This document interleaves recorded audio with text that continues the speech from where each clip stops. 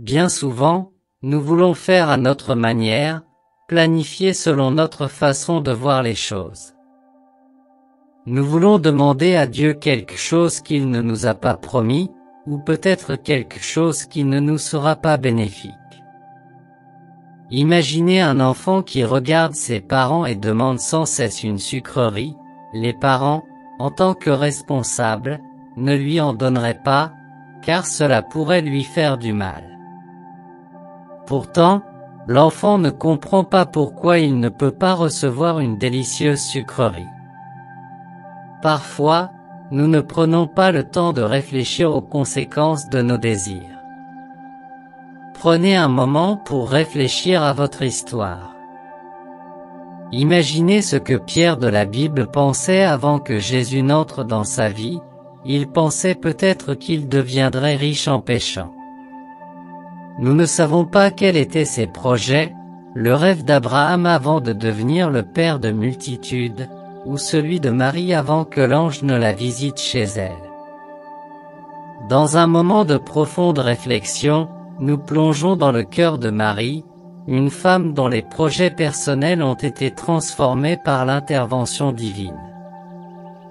Avant de recevoir le message céleste qui changerait le cours de l'histoire, Marie était comme n'importe quelle autre jeune fille, pleine de rêves et d'attentes pour sa vie. Elle aurait pu rêver d'une vie tranquille, peut-être avec un foyer simple et une famille aimante. Cependant, les desseins de Dieu pour elle étaient grandioses et inimaginables. En tant que jeune femme à Nazareth, elle rêvait probablement d'un avenir ordinaire, ignorant le rôle monumental qui lui était destiné dans l'histoire de la rédemption humaine. Cependant, lorsque l'ange Gabriel lui est apparu avec la nouvelle extraordinaire de la conception virginale, les projets de Marie ont été instantanément redéfinis.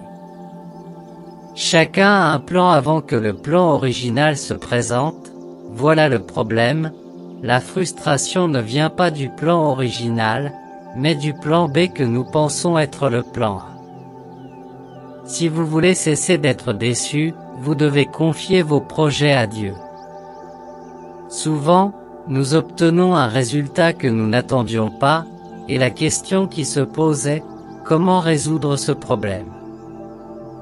Vous devez vous rapprocher du Seigneur, car la vie loin de lui est un océan de frustrations répétées, de problèmes sur problèmes, de rêves non réalisés. Cessez d'essayer seul. Cessez de vivre votre vie comme vous le souhaitez et commencez à observer les plans de Dieu pour vous. Arrêtez de frapper à plusieurs portes et ouvrez celle qu'il a laissée pour vous. Cessez de fuir le chemin car vous savez qu'il n'y en a pas d'autre, Dieu est le chemin. Plus tôt vous confierez votre vie à Dieu, plus vite vous serez heureux. Je ne dis pas qu'il n'y aura pas d'épreuves, mais que le chemin avec Dieu est meilleur. Dieu ne fera pas tout ce que nous demandons, tout comme l'enfant qui demande une sucrerie à ses parents, tout n'est pas bon pour vous. Vos plans peuvent être bons, mais ceux de Dieu sont meilleurs. Il connaît tout et sait exactement ce dont vous avez besoin. Confiez vos plans à Dieu et parlez-lui de votre besoin d'aide. Pierre voulait être pêcheur de poissons et Dieu voulait qu'il soit pêcheur d'âmes. Marie aurait pu vouloir être mère, mais Dieu voulait qu'elle soit mère du Sauveur. Nos plans sont limités. Le Seigneur a des projets pour faire le bien et prospérer. Pensez-vous que Marie attendait l'ange? Nous ne savons pas ce qui se passera dans notre vie demain. Plutôt que de questionner ou de refuser l'appel divin, Marie l'a accepté avec humilité et courage, en ayant une confiance totale dans la volonté de Dieu. Ses plans personnels ont cédé la place au plan divin, et elle est devenue une collaboratrice essentielle au plan de salut. Cette vidéo nous invite à réfléchir à nos propres vies et projets.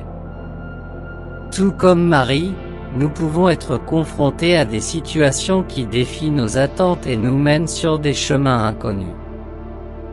Cependant, en regardant l'exemple de Marie, nous apprenons à avoir confiance dans la sagesse et la bonté de Dieu, sachant que ses plans pour nous sont toujours pour notre bien.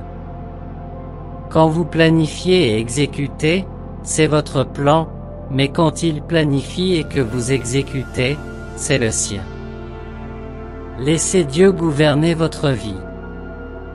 Avant de terminer, je dois vous avertir que vous serez tenté de reprendre le plan de sa main. C'est la pire chose que vous puissiez faire. Dieu nous a donné le libre arbitre, mais ce qu'il aime le plus, c'est quand nous le lui rendons, en disant « Je peux choisir, mais je veux que le Seigneur choisisse pour moi ». Je vous invite à fermer les yeux et à vous joindre à moi dans une prière de remise et de confiance dans les plans de Dieu pour nos vies. Ô Seigneur Jésus, tout comme Marie a eu une confiance totale en tes plans pour elle, aujourd'hui nous remettons également nos propres plans entre tes mains aimantes. Nous reconnaissons que souvent nos plans sont limités et imparfaits, tandis que les tiens sont parfaits et remplis de sens. Aide-nous à accepter avec humilité et foi les surprises et les détours que tu mets sur notre chemin.